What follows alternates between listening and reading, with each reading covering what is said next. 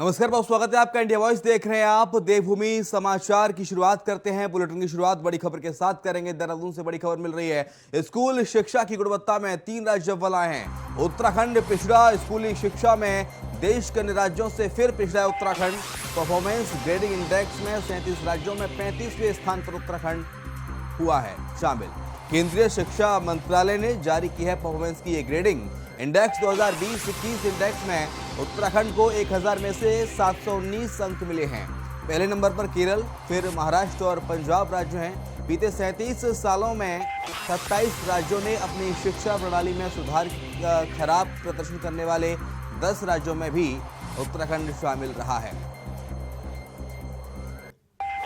तो शिक्षा के मामले में इसे बड़ा झटका कहेंगे उत्तराखंड को, उत्तराखंड सरकार को, क्योंकि उत्तराखंड शिक्षा के मामले में शिक्षा की गुणवत्ता में 3 राज्य अव्वल आए, जिसमें उत्तराखंड पिछड़ गया है। 37 सालों में 27 राज्यों में अपनी शिक्षा सुधार प्रणाली की ये बात कही गई थी। खराब प्रदर्शन करने वाले 10 राज्यों में उत्तराखंड राज्य को शामिल किया गया, यानी कि उत्तराखंड एक ऐसा राज्य बन गया है जो खराब प्रदर्शन करने वाली शिक्षा प्रणाली में अब शुमार हो गया है। देहरादून स्कूली शिक्षा की गुणवत्ता में 3 राज्य पिछड़े हैं और इसमें उत्तराखंड भी है। इंडेक्स 2020-21 में उत्तराखंड को 1000 में से महज 719 अंक ही मिल सके। इसके साथ ही पहले नंबर पर केरल रहा, तो फिर दूसरे नंबर पर महाराष्ट्र और पंजाब राज्य हैं। ये 37 सालों में 27 राज्यों ने अपनी शिक्षा प्रणाली में सुधार किया है, ये बात भी सामने आ रही है। और खराब प्रदर्शन करने वाले 10 राज्यों में उत्तराखंड शामिल हो गया है।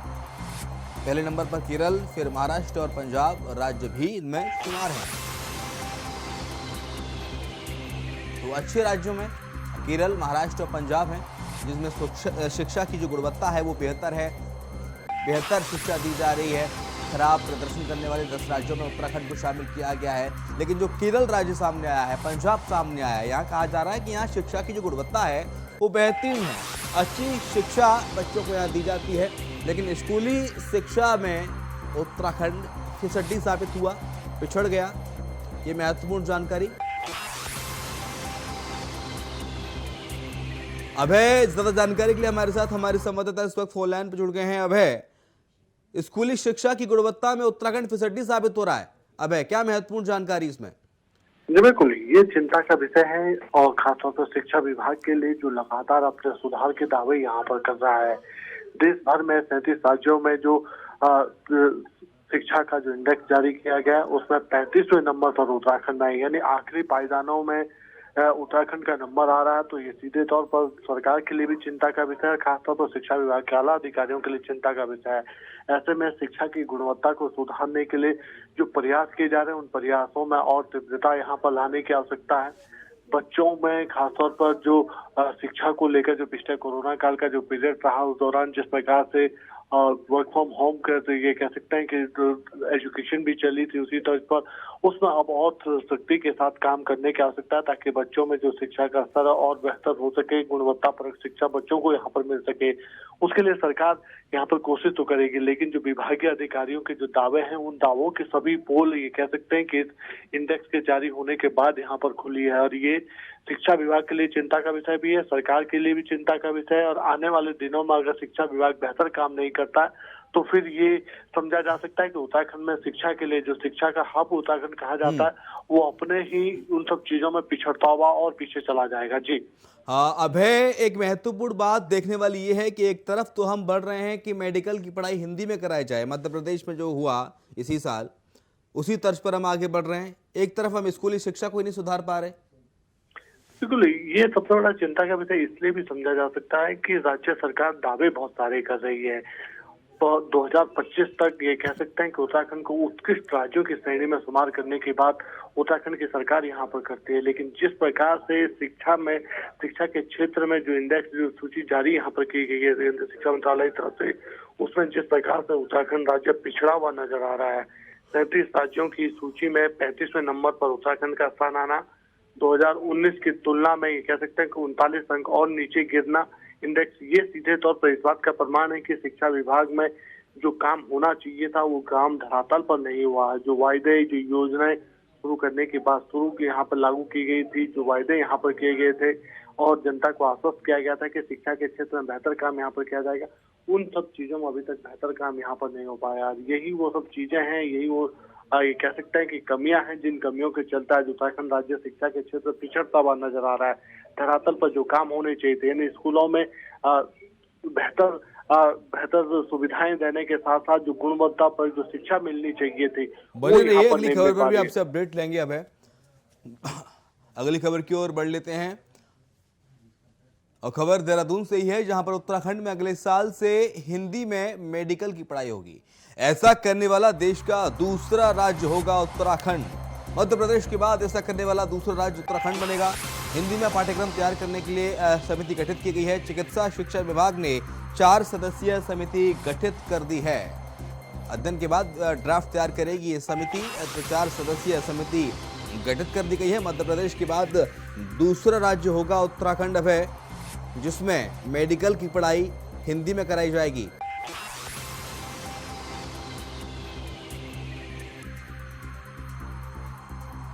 अब मेरी आवाज आपको मिल रही है?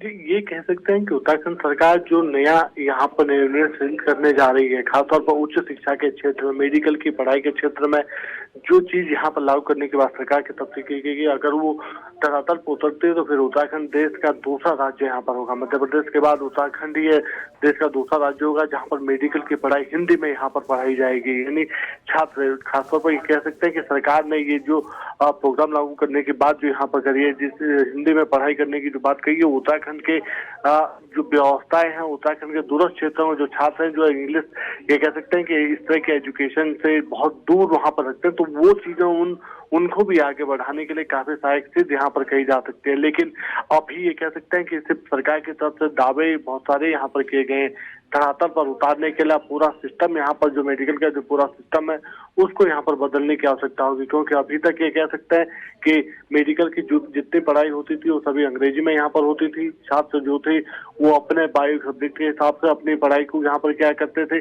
और आने वाले दिनों में अगर सरकार ये नया इन्वेंशन यहाँ पर करती है तो फिर सीधे तौर पर छात्रों के लिए तो आसानी होगी, लेकिन सरकार के लिए चुनौती इसलिए हो जाएगी, शिक्षकों को वापस पुनः उस नए ट्रेंड पर यहाँ पर लाना होगा, ताकि यहाँ पर जो मेडिकल की पढ़ाई है वो शिक्षकों के साथ साथ छात्रों को भी बेहतर तरीके से समझ आ सके। जी, अंग्रेजी कमजोर होने के चलते अब ऐसे छात्र जो मेडिकल की पढ़ाई से बचते थे, कहीं ना कहीं इंग्लिश का एक फोबिया रहता था कुछ छात्रों में, उनको अब इस समस्या से निजात मिल जाएगी। मेडिकल पढ़ना है तो हिंदी में भी पढ़ाई कर सकेंगे।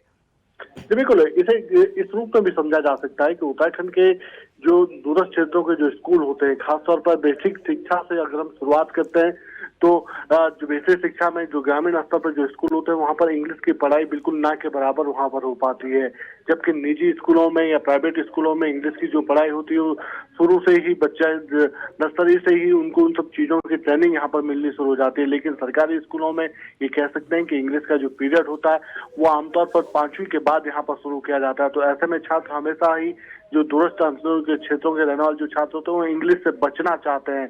लेकिन अब ये कह सकते हैं कि सरकार की अगर ये घोषणा धरातल पर उतर जाती है और मेडिकल की पढ़ाई हिंदी में शुरू हो जाती है तो फिर आने वाले दिनों में छात्रों को इस योजना का लाभ भी मिलने लगेगा, छात्र मेडिकल की पढ़ाई भी करते हुए नजर आएंगे। जी, चलिए बने रहिए। अब अगली खबर पर भी आपसे अपडेट लेंगे। तो अब मध्य प्रदेश के बाद उत्तराखंड ऐसा दूसरा राज्य हो जाएगा जिसमें मेडिकल की पढ़ाई हिंदी में की जाएगी।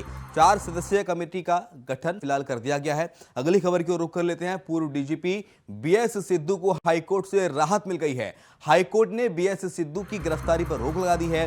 एक आरोप में 2 बार केस दर्ज करने की स्थिति सरकार स्पष्ट कर ये बात कही गई है।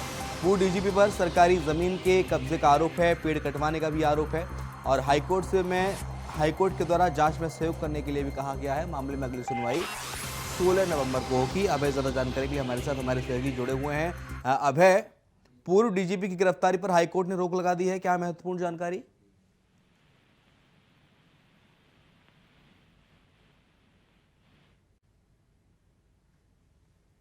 तकनीकी खराबी के चलते संपर्क में कुछ बाधा आ रही है। अब ऐसे संपर्क करने की कोशिश कर रहे हैं। मामले में अगली सुनवाई 16 नवंबर को हाईकोर्ट करेगा, ये बात हाईकोर्ट के द्वारा कही गई। और इसी के साथ पूर्व डीजीपी बीएस सिद्धू को ये बड़ी राहत कहेंगे हाईकोर्ट से। दरअसल गिरफ्तारी की बात कही जा रही थी, लेकिन अब गिरफ्तारी पर हाईकोर्ट ने रोक लगा दी है। पूर्व डीजीपी बीएस सिद्धू पर कई आरोप थे, उन पर पेड़ कटवाने के समेत तमाम ऐसे आरोप थे जिनमें वो घिरे थे और लगातार अलग अलग राजनीतिक दलों द्वारा भी हमला किया जा रहा था। सरकारी जमीन पर कब्जा कराना, पेड़ कटवाने का, इन तमाम आरोपों से घिरे थे डीजीपी सिद्धू। और अब हाईकोर्ट ने गिरफ्तारी पर रोक लगा दी। हाईकोर्ट ने पूर्व डीजीपी से जांच में सहयोग करने के लिए कहा है और अगली सुनवाई इसी महीने 16 तारीख को होगी। 16 नवंबर को मामले की अगली सुनवाई हाईकोर्ट करेगा।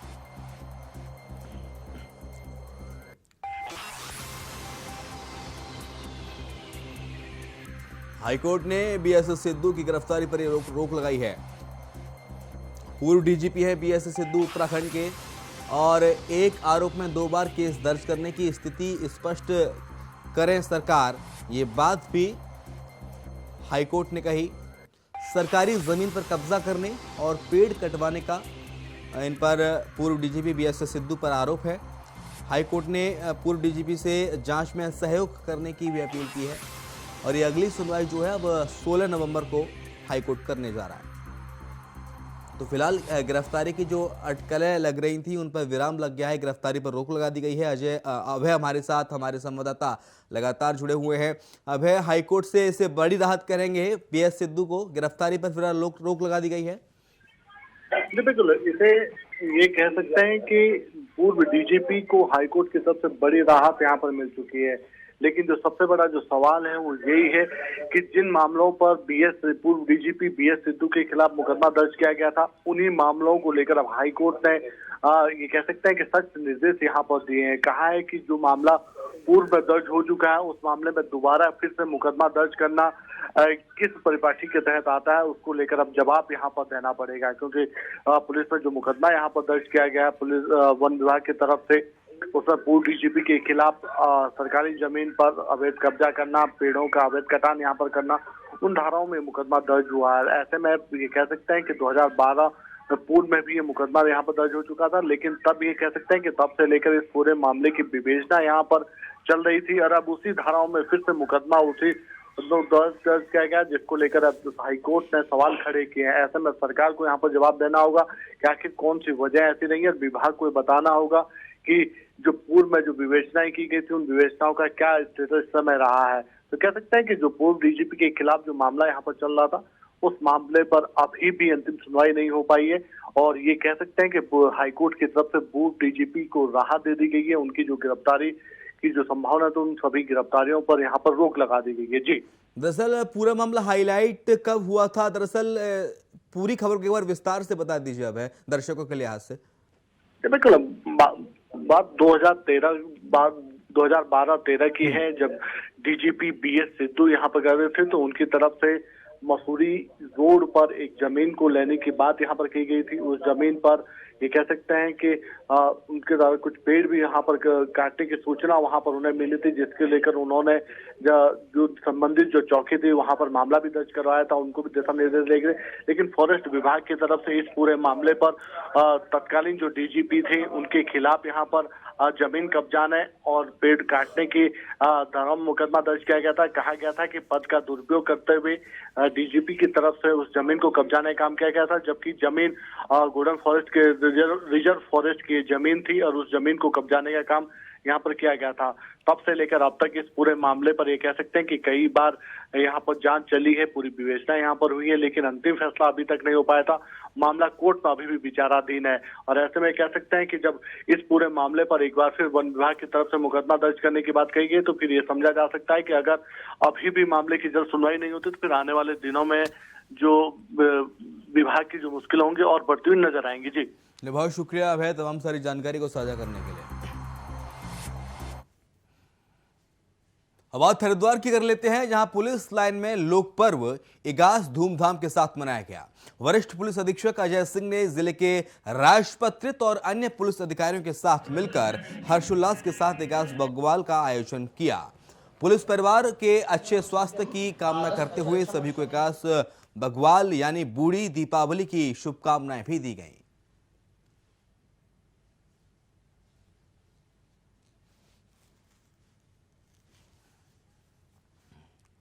देखिए, इतना पावन पर्व है, पुलिस परिवार को जो हमारे लोग हैं सबको मैं शुभकामनाएं भी और बधाई भी दूंगा और चाहूँगा कि अपना जो कल्चर है उसको ज़्यादा से ज़्यादा हम जानें, हमारे बच्चे जानें और उसको हम खुशी से उल्लास से मनाएं। साथ ही साथ मैं हरिद्वार की जनता को भी शुभकामनाएं दूंगा।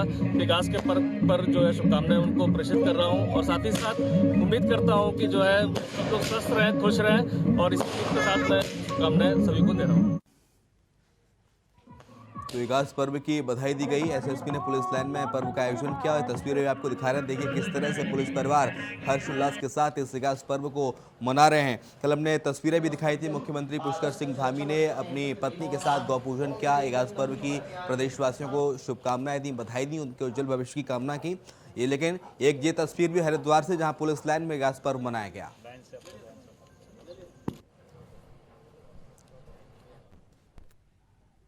लोक पर्व इगास बग्वाल की धूम देहरादून से दिल्ली तक सुनाई दी और दिखाई भी दी। इस लोक पर्व पर विभिन्न कार्यक्रम आयोजित किए गए, जिसमें स्थानीय जनता ने प्रतिभाग किया। पूर्व मुख्यमंत्री त्रिवेंद्र सिंह रावत से इस लोक पर्व पर खास बातचीत की हमारे संवाददाता अभय कैंतुरा ने। मुहिम इस पर चली, सभी प्रवासी भाइयों से वापस अपने घर आने के लिए कहा था। हमारे साथ बातचीत करने के लिए पूर्व मुख्यमंत्री त्रिवेंद्र सिंह रावत। सर, इगास को लेकर बड़ी शुरुआत आप लोगों ने करी थी, सभी लोगों से आह्वान भी किया था कि सब लोग वापस घर आए ताकि अपनी संस्कृति का संवर्धन भी हो सके, संरक्षण भी हो सके। निश्चित रूप से देखिए, मैं ये कहूँ कि शुरुआत हमने की है तो मुझे उचित नहीं लगता, क्योंकि हमारा एक सदियों से चला रहा एक पारंपरिक ये त्यौहार है और हमारे यहाँ कहते हैं इगास बग्वाल, बग्वाल यानी दीपावली और इकास यानी एकादशी, देवोत्थान एकादशी, जो दीपावली के बाद 11वें दिन आती है। लेकिन हाँ, ये बात ज़रूर है कि आज हमारे ही लोगों के ने इस पर एक विशेष प्रयास किया और आज इगास पर्व हम सुन रहे हैं, बाहर पटाखे छूट रहे हैं, दिए जल रहे हैं, रोशनी हो रही घरों में।